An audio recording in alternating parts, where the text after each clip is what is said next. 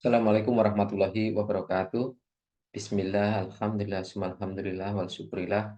Semoga pada hari ini, Boyo Kiai, Nyai, Ustazah, Ustadz, dan semuanya dari member Ikatan Pesantren Indonesia dalam keadaan yang sehat, yang bugar, yang berbahagia, sukses dalam segala kegiatan, dan tentunya semoga dengan kita bersyukur kepada Allah Subhanahu wa Ta'ala atas segala nikmat, segala nafiah yang kita terima, senantiasa Allah tingkatkan, lipat gandakan segala kenikmatan untuk kita semuanya. Allahumma amin.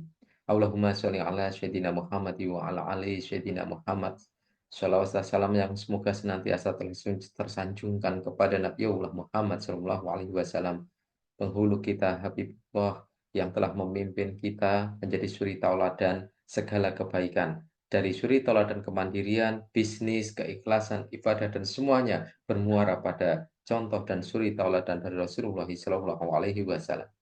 Masih semuanya pada hari ini, siang ini sengaja setelah saya memposting ada beberapa di grup IP dan juga ada di jaringan personal IP kaitannya dengan kemandirian pesantren yang terbuka kesempatan untuk bekerja sama secara khusus dengan salah satu perusahaan. Pada pagi ini saya akan memaparkan hasil dari diskusi dengan manajemen secara rinci dan lengkap sehingga nanti menjadi masukan untuk Ikatan Pesantren Indonesia dari DPP, DPW sampai dengan DPC.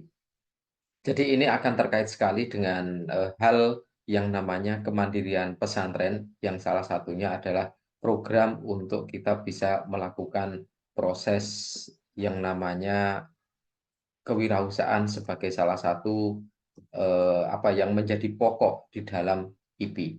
Kalau kita mengenang kembali bahwa dalam kurun kepengurusan sekarang ini, DPP, itu kita selalu menuliskan tajuk IP Reborn. Jadi, kepengurusan DPP IP sampai dengan DPW dan DPC pada tahun 2021 sampai dengan 2026 adalah IP Reborn yang artinya kita bangkit kembali dengan konsep Madain, mandiri, berdaya, dan inovatif.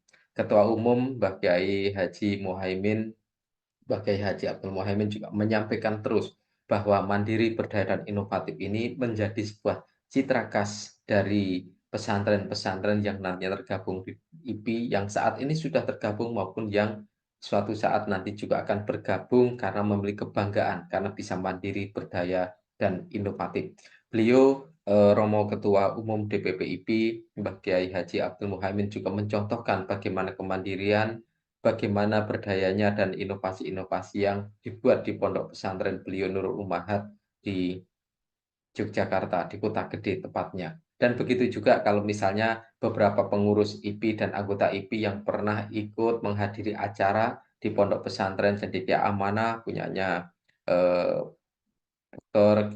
Kiai Haji Khalil Nafis, ya, LC, PSD, di tempatnya beliau sebagai wakil ketua umum di pondok beliau juga banyak sekali pemberdayaan dari mulai agro sampai dengan digital, bahkan memiliki untuk podcast tersendiri, ruangan tersendiri, dan lain-lain itu diciptakan karena ini juga salah satu mode mandiri, berdaya, dan inovatif juga di pondok-pondok yang lain. Di tempat saya yang ikut gabung di saat pondok yang di tempat saya di Karanganyar ini, kita juga mulai gerakkan ada yang namanya ternak domba, ada yang namanya ternak ulat Jerman, ada yang namanya belajar ngelas, ada yang namanya tanam tanaman berbagai macam yang digunakan bisa untuk kemandirian, bisa untuk makin berberdaya dan memiliki inovasi-inovasi baru. Dan salah satu hal yang membuat berdaya, misalnya salah satu yang kami lakukan, bahwa di pondok kami punya sumber air yang kita bikin sumur bor dalam, yang pada waktu itu masyarakat kesulitan air. Alhamdulillah Kiai Romo Kiai Fauzan sudah menyelesaikan sampai dengan air itu bisa digunakan lebih dari 80 kepala keluarga di sekitar pondok pesantren, dan akhirnya pondok pesantren memang menjadi salah satu hal yang bisa dibilang di masyarakat menjadi tumpuan, dan itu salah satu bentuk bagaimana ketika pondok pesantren memang benar-benar menjadi pondok yang mandiri, berdaya, dan inovatif, dan bukan hanya pondoknya tapi harus diawali dengan kita. Lah pada siang ini ada kaitan dengan peluang peluang usaha maklum susu kambing bubuk dengan insya Allah dengan merek Afiah punyanya IP. Jadi ada beberapa merek, ada merek Avia yang kita rencanakan ya, merek Avia, merek Doa, merek yang beberapa lagi yang nanti kita akan ajukan apakah merek tersebut masih memang punya hak untuk kita ambil atau tidak, karena kita harus menelusur ke hak kekayaan intelektual apakah merek itu sudah dipatenkan atau belum. Kalau kita balik ke hasil Munas 2 tahun 2020, visi misi DPP-IPI adalah dengan visi mewujudkan kebersamaan, kesejahteraan pesantren, demokratis, adil, sejahtera, mandiri, berdaya, dan inovatif. Sedangkan pada misi ada banyak hal di bidang keagama, di bidang pendidikan, sosial, ekonomi, dan bidang-bidang yang lainnya yang semuanya terkait mengarah kepada pencapaian visi. Dan misi di bidang 4, yaitu di bidang ekonomi, mengupayakan peningkatan kesejahteraan pesantren dan masyarakat secara merata, adil, dan demokratis. Ini merupakan amanah Munas 2 2020, yang ini merupakan kewajiban dari seluruh jajaran pengurus DPP, DPW, DPC, dan seluruh anggota IPI dimanapun berada untuk mewujudkan dari misi-misi yang sudah diamanahkan oleh Munas 2 2020. Jenis usaha yang ditawarkan adalah jenis usaha susu kambing Etawa bubuk, kemasan 200 gram per kotak, dan juga ada kemasan saset yang nanti akan dicek atau dilakukan analisa setelahnya, dan itu harus sudah bersertifikat Badan POM atau memiliki izin edar atau nomor MT-nya, bersertifikat halal, kategori susunya itu semi premium sehingga harga pasaran di Pulau Jawa rata-rata 35 sampai 45.000. Sedang di luar Pulau Jawa biasanya akan selisih Rp3.000 per satu kotaknya.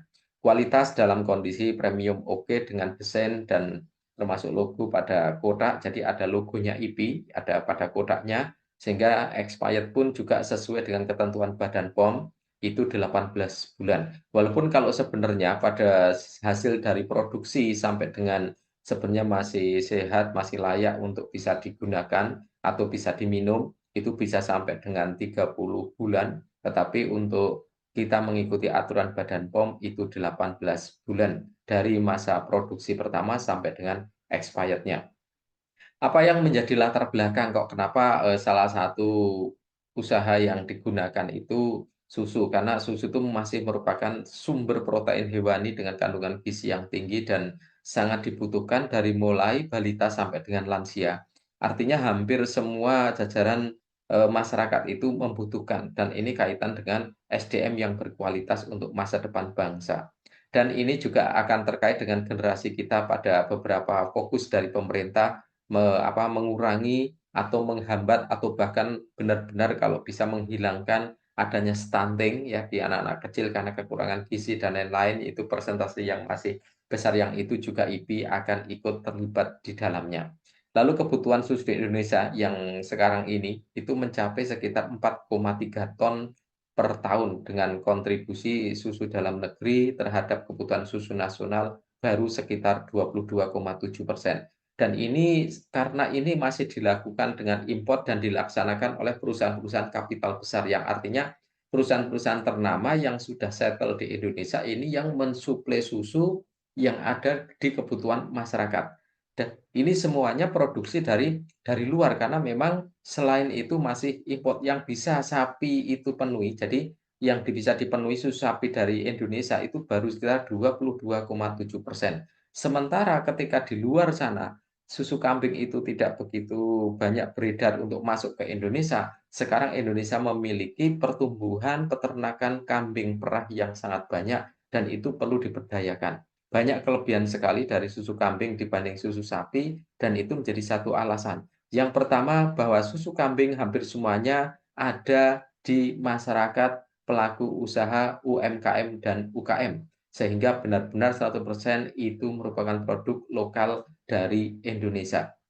Yang kedua, susu sapi hampir semuanya diproduksi untuk sapi yang dalam kemasan itu oleh perusahaan-perusahaan kapital besar, bahwa perusahaan-perusahaan itu sebagian besar juga merupakan perusahaan cabang yang berada di luar negeri dan membuka di Indonesia, sehingga kalau kehidupan secara masyarakat baru melibatkan dari si tenaga kerja, sementara cara kapital, cara perputaran finansial itu masuk di perusahaan besar atau di kapital besar. yang masuk ke UMKM dan UMKM sebatas di tempatnya warung dan lain-lain, dan mereka pun lebih banyak menguasai pasar di tempatnya pasar modern. Berbeda dengan susu kambing, ini yang sangat setuju, yang sangat searah dengan visi misi IPI, karena susu kambing itu diproduksi oleh UKM, UMKM, melibatkan petani langsung. Kalau di tempat perusahaan yang akan kerjasama dengan IPI ini, petani-petani peternaknya itu berada di Kemirirjo, di daerah masuknya di Kaliurang, di Yogyakarta, Sleman ya, itu masuknya di Sleman. Di daerah sana menggunakan tanah-tanah kas desa untuk sentra peternakan kambing Etawa dan peranaan Etawa dan beberapa kambing yang lainnya. Dan ini merupakan tugas kita dari IPI juga untuk menguatkan ekonomi sisi UKM dan UMKM, sehingga kapital kapital yang kecil ini pun nantinya bisa bertumbuh yang menjadi salah satu pilar ekonomi bangsa. Karena UKM UMKM sampai dengan hari ini, kemarin di masa Covid ternyata merupakan sektor usaha yang bisa menopang ekonomi bangsa. Perusahaan-perusahaan yang besar pada masa Covid terjadi proses bisa dibilang pengurangan, penurunan, bahkan penutupan, tidak produksi sama sekali, sementara di UKM dan UMKM tetap bisa berdaya menghidupi dengan arus keuangan di berbagai daerah yang tetap sehat.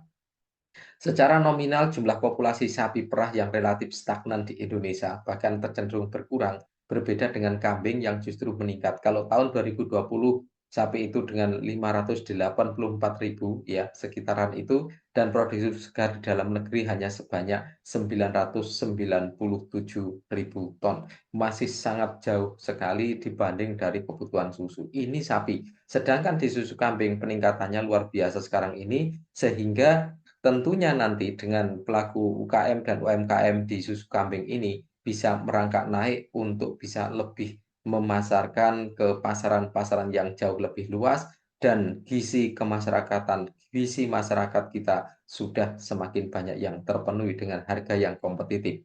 Karena kelebihan di susu kambing rata-rata harganya jauh lebih murah dibanding harga susu sapi, dan ini bukan terkait kualitas tapi terkait dari proses produksi, proses delivery system atau jejaring-jejaring distribusi. Susu kambing lebih pendek sehingga harganya jauh lebih murah dibanding susu sapi di pasaran.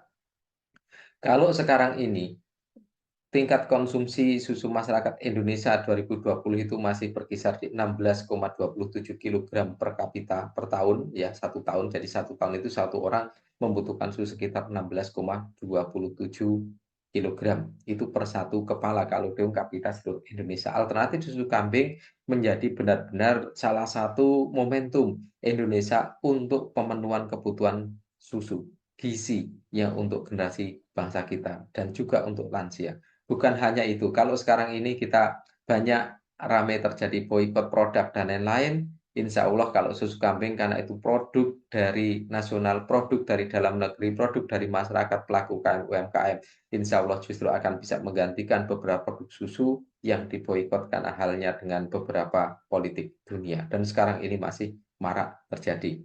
Skema-skema penjualan yang dimungkinkan, yang ini bisa diurus oleh teman-teman yang nanti melakukan operasional. Jadi nanti selain dari pengurus DPP, DPW, dan DPC, idealnya memang ada orang profesional yang nantinya ditunjuk untuk melakukan proses administrasi keseluruhan, dan itu cukup satu atau dua orang saja. Sehingga nanti akan dibantu oleh DPP, pengurus DPP, sehingga satu atau dua orang itu hanya melakukan proses administrasi, sehingga tidak terjadi hal-hal yang menyulitkan. Dan ini nanti akan dibayar khusus dari profit net yang ada, dengan persentase juga bisa, nanti silahkan kita bisa diskusi bagaimana untuk menggaji orang yang menjadi administrator dari program kemandirian ini. Produsennya hanya menyiapkan produk dengan bekerja sama langsung, ini pabrikan dengan tim inti DPP. Distributor utama itu masing-masing adalah pengurus-pengurus DPW, ya, yang ada di provinsi-provinsi dan memiliki cabang-cabang di setiap DPC. Jadi nanti di DPW itu merupakan distributor utama di masing-masing provinsi, dan setiap DPC itu berhak menjadi cabang, menjadi agen-agen di setiap kota kabupaten yang ada. Cabang dan agen yang akan melakukan koordinasi kepada para reseller di kota kabupaten, sehingga pondok pesantren yang tergabung dalam DPC, baik pribadi maupun pondok langsung, itu akan diberikan kesempatan untuk memiliki para marketing atau reseller di kota kabupaten tersebut. Dan ini tentunya akan membuka peluang pembukaan tenaga kerja dan juga kesempatan untuk orang-orang bisa bekerja di bawah pesantren, bukan hanya santri. Karena reseller ini nanti bisa santri, wali santri, pengurus pondok pesantren, bisa pengurus majelis taklim, pengurus masjid, koperasi-koperasi yang ada di pondok pesantren, ada loyalis-loyalis kegiatan-kegiatan keislaman, ada pihak-pihak eksternal yang siap menjadi pewirausaha. Sehingga ini salah satu mode bahwa IPI, Ikatan Pesantren Indonesia, ternyata akan membuka peluang untuk mengurangi jumlah pengangguran di Indonesia dan ini secara langsung, benar-benar ini secara eksplisit bahwa memang akan memperkerjakan orang-orang yang nanti akan bekerja di bawah DPC. Sedangkan struktur biaya dan bagi hasil nanti akan kita sampaikan dalam, bentuk Excel ya. Jelas, ada beberapa sisi perusahaan yang akan dikenalkan, saya sudah mendapatkan slide presentasinya. Ini merupakan perusahaan yang akan bekerja sama dan perusahaan ini sudah bisa dibilang cukup kuat positioning-nya ya. Jadi kalau produknya sudah lebih dari, 100 merek yang diproduksi, ada dari kayak misalnya Etawa, susu kambing Etawa untuk NU, untuk Muhammadiyah, untuk Lazis, untuk Basnas, dan macam-macam, banyak sekali. Artinya ini sudah memang terpercaya sejak lama untuk menjadi kekuatan ekonomi pelaku UKM yang memang memproduksi khusus mengolah untuk, produk susu kambing ini. Ini yang menjadi latar belakang yang tadi kita ceritakan dan perusahaan ini perusahaan belum besar karena juga masih berbentuk JV. Beliau sudah beroperasi mulai 2008 yang diinisiasi oleh Bapak Rudianto, sarjana ekonomi. Beliau menjadi, founder pertama, sekarang beliau sudah wafat digantikan oleh keluarganya yang memimpin perusahaan dan salah satu visinya membantu membuat orang sehat dan menikmati kesehatannya. Sehingga ada produk-produk dari sari madu utama inilah yang digunakan sebagai salah satu, produk yang nantinya akan mendongkrak kesejahteraan masyarakat Indonesia. Jenis-jenis produknya, jadi kalau susu kambing bubuk ini yang dengan isi 200 gram satu bag atau satu aluminium foil itu dimasukkan dalam karton ya, kotak seperti susu pada umumnya, satu kotak itu isinya 200 gram dan biasanya dikemas dalam dus besar, isinya ada beberapa kotak, ada 100 kotak ya, dan itu bisa dengan beberapa varian rasa sebenarnya. Merek dagang, paten, izin POM, sertifikat halal, dan lain-lain ini sudah diproduksi, kategori reguler dan semi premium, bahkan sudah mensuplai sampai dengan MLM tertentu dan MLM itu memiliki kualitas produk yang memang harus tinggi dan ini sudah bisa mensuplai sehingga, untuk output dari produk ini benar-benar sudah bisa dinyatakan sebagai produk yang sudah, punya kelas. Varian-varian rasa yang bisa dibuat selain ada original itu ada coklat, kopi, stroberi, aren, madu, itu semua sudah diproduksi dan memiliki masa expired sesuai dengan Badan POM 18 bulan dari tanggal produksi, tetapi biasanya sebenarnya kalau dikonsumsi sampai dengan 30 bulan setelah diproduksi itu sebenarnya aman, tapi kita mengikuti aturan di Badan POM menggunakan yang 18 bulan. Untuk produk-produk ini sudah menggunakan mesin-mesin semi modern, mesinnya tidak begitu besar tapi sudah semi modern, dari mulai cooking, mixing, filling, sampai dengan, kayak ini sudah menggunakan hygiene dan sanitasi yang baik, sudah bersertifikat semuanya sehingga secara kualitas sudah terpenuhi. Artinya apa? Kualitasnya sudah memang untuk bekerjasama layak untuk kerjasama dengan Ikatan Pesantren Indonesia. Karena mereka juga punya pengembangan, sumber daya manusia dan punya fokus kepada dakwah Islam. Jadi kalau di perusahaan ini, di perusahaan di Sarimadu Utama ini, mereka juga melakukan, pengajian rutin setiap hari Jumat pagi sampai dengan menjelang Jumatan, pengajian rutin selama 1 tahun itu selalu memberikan reward umroh itu minimal 7 orang ya, kalau ada yang 6 orang, 7 orang, lalu ada reward-reward produk-produk yang lain yang itu berkaitan keagamaan. Jadi ada beberapa pondok yang juga di-backup, ada di Pondok Hijrul Quran di Boyolali, ada Hidayatul Tulab di Karanganyar, dan lain-lain. Ini salah satu pondok yang memang di-backup oleh, perusahaan ini.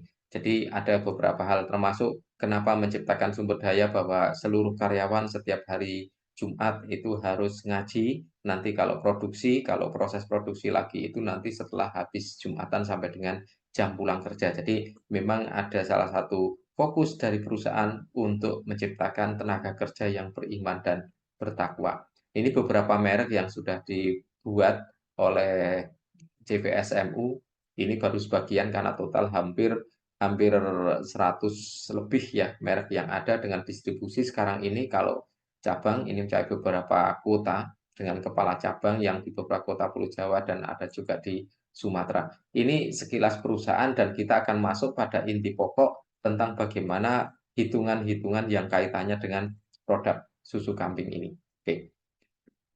Biasanya kalau produksi untuk maklun ya, biasanya untuk maklun itu minimal produksinya itu sampai dengan 10.000 kotak per satu batch order produksi. Kemarin jadi pembahasan untuk khusus IP ini dengan maklun susu kambing etawa bubuk ini kira-kira hanya diizinkan hanya dengan 5.000 kotak. Jadi memang lebih murah lebih kecil ya secara jumlah atau kuantiti yang harus diorder pada saat awal ini lebih rendah. Jadi bahkan diberikan hanya separuhnya dengan harga tetap sama dengan kalau misalnya membuat atau order dengan jumlah 10.000. Pada saat awal yang dilakukan ketika produksi, itu yang pertama ada setting dan desain kemasan. Jadi ada dus, ada saset, ada dus sasetnya ya, ada beberapa kemasan ini. Ini biasanya memang ada desainer dari luar, karena ini dari IP ada desainer luar. Kita membayar dengan dua konsep desain karena dua dus yang untuk 200 gram langsung dan saset. Itu per masing-masing desain itu kita hanya bayar 200.000 sehingga ini hanya bayar 400.000 untuk dua desain. Lalu pengurusan izin edar Badan POM dan sertifikat halal, ini masing-masing satu pack, karena ini nanti untuk satu rasa, satu varian rasa. Dus sama saset diajukan dengan satu pengajuan Badan POM, dan itu harapannya adalah kita bayar satu izin edar, nanti mendapatkan dua nomor register. Jadi ini jumlahnya biaya kira-kira 8,5 juta biayanya. Kalau sekarang di pasaran ya macam-macam ya, ada yang mungkin 12 juta, ada yang 9 juta dan 10 juta. Ini dengan perusahaan hanya 8.500.000. Lalu ada pembuatan sampel dan pertemuan, jadi ada biaya meeting untuk ya ada snack pada saat meeting, ada pembuatan sampel saat awal untuk ditunjukkan, ada sampel desain dan lain-lain kira-kira biaya 400.000 sehingga biaya awal adalah 9.300.000.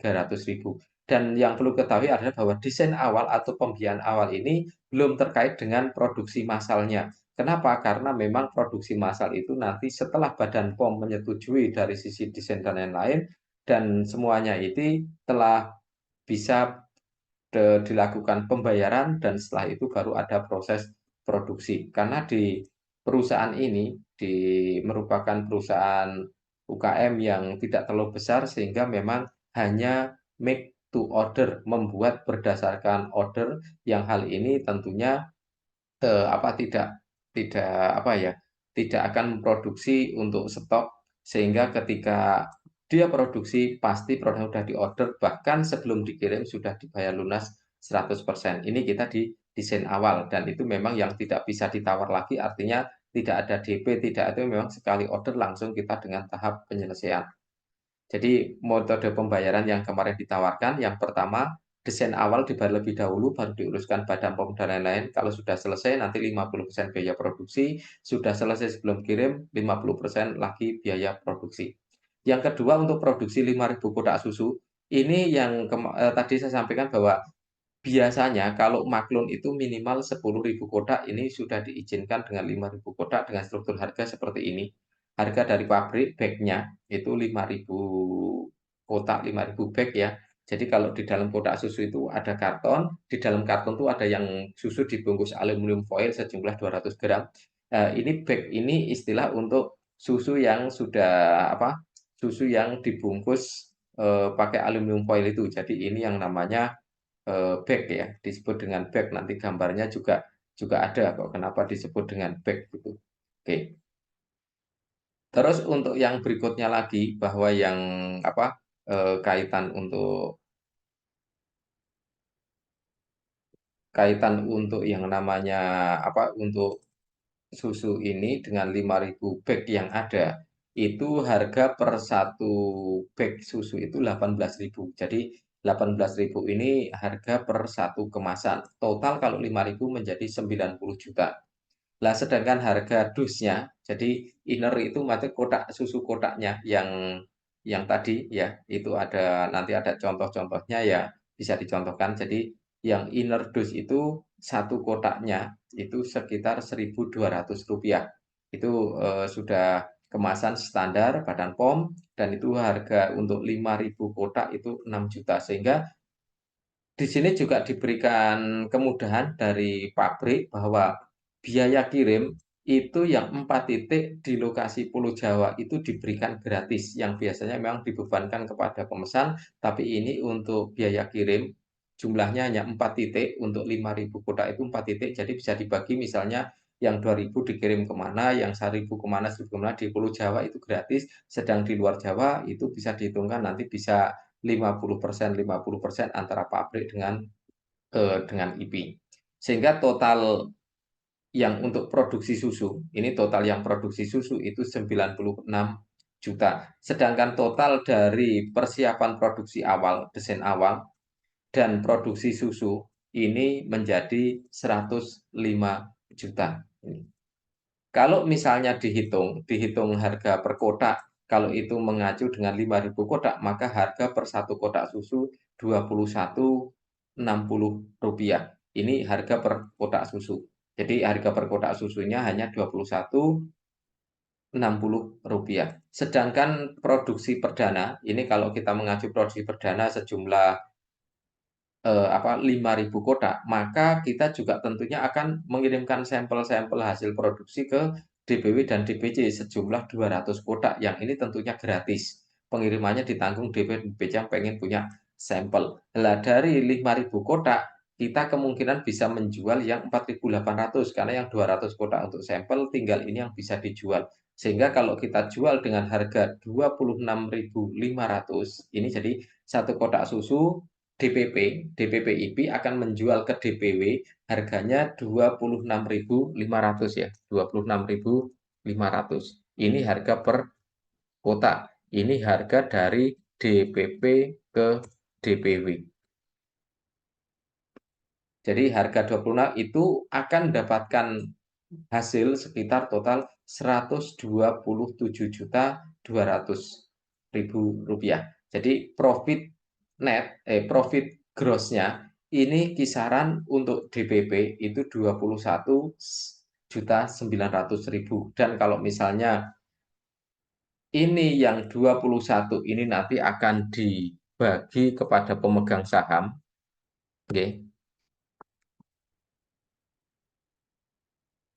Nanti dikurangi dengan kas untuk IP. Jadi kas IP itu yang 5% kira-kira sekitar 1.095.000. Jadi nanti ada dana yang bisa dikembangkan, yang digunakan. Ini adalah 21 juta dikurangi 1 juta. Jadi sekitar 20.800.000 ini nanti yang akan dikembalikan kepada para pemegang saham. Ini untuk pemegang saham, jadi udah net ya. Itu. Siapa pemegang sahamnya? Siapa saja pemegang saham dari DPPIP atau dari manapun yang nantinya bersedia untuk mencukupi kebutuhan order susu sejumlah 105.300 juta ini. Jadi nanti akan dibagi secara proporsional ya. Artinya kalau yang punya saham 10 juta, ya nanti akan dibagi 10 juta itu berapa persen dari ini akan berapa bagian sahamnya, sekitar 20 juta dibagi sekian persennya. Artinya ini merupakan bisnis logis yang ini diatur dengan saham, tidak berbentuk perusahaan, tetapi ini menjadi bentuk konsorsium bersama. Nah, bagaimana dengan DPW dan DBC?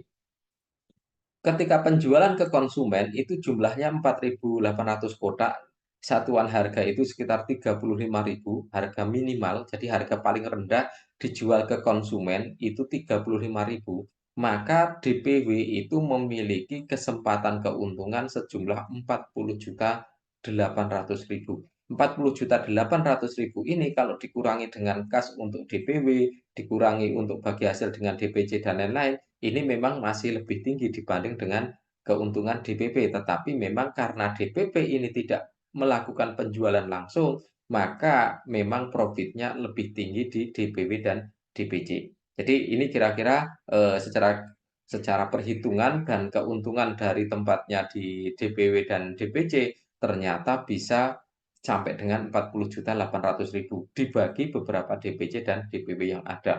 Struktur pembagiannya nanti ada namanya diatur, ada harga dari pusat, ada harga dari DPW, dan harga dari reseller dan agen dan lain-lainnya. Sehingga nanti keuntungannya akan berbeda dan itu akan diurusi oleh admin sehingga benar-benar akan nanti pembagiannya fair, diumumkan secara publis sehingga ini menjadi perusahaan terbuka atau usaha terbuka konsorsium dari Ikatan Pesantren Indonesia.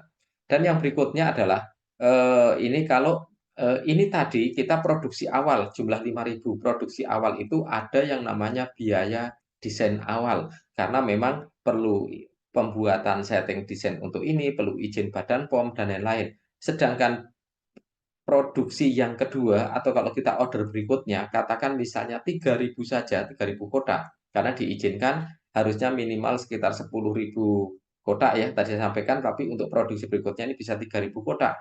Penjualan DP DPC jumlah 3.000 kotak saja itu bisa mencapai 79.500.000 dengan harga ngambil ke DPW sama 26.500 per kotak. Ini DPP ke DPW ya. Dan ini ternyata menghasilkan produksi yang 3.000 kotak ini biaya produksi kan hanya 57 juta ini biaya produksinya.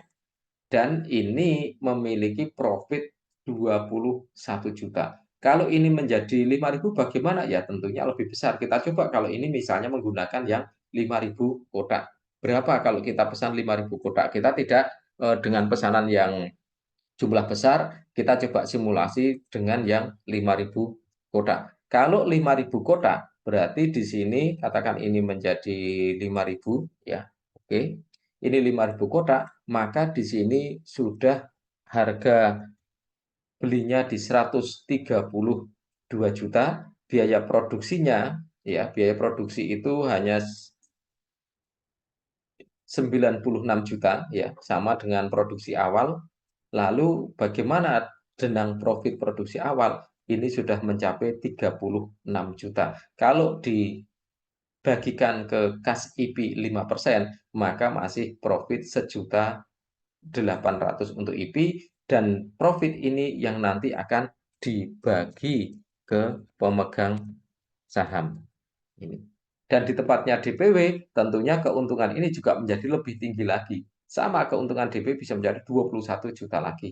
Nah, ini merupakan potensi ekonomi yang cukup besar, baik untuk kas IP maupun untuk para DPW, untuk pesantren yang mau menjadi agen, mau cabang, dan lain-lain. Sehingga juga para pemegang saham yang mau ikut konsorsium, karena ini merupakan salah satu produksi, salah satu usaha yang logis sekali dan ini sudah cukup jelas. Kalau nanti terjadi kaitan dengan delivery, distribusi, dan lain-lain, ada tim khusus yang akan mengaturnya sehingga DPW dan tidak akan kesulitan, bahkan sampai DPC. Kenapa tidak kesulitan? Kita tidak perlu stok barang. Stok barang nanti kita sudah bicarakan bahwa stok barang itu nanti kita akan pinjam ke gudang pabrik, jadi sementara disimpan di pabrik dulu sehingga kita tidak perlu sewa gudang dan lain-lain, sehingga ketika order nanti kita akan langsung kirimkan. Jadi ada beberapa tempat yang berdekatan dengan cabang dan itu bisa langsung dikirimkan secara bersamaan juga.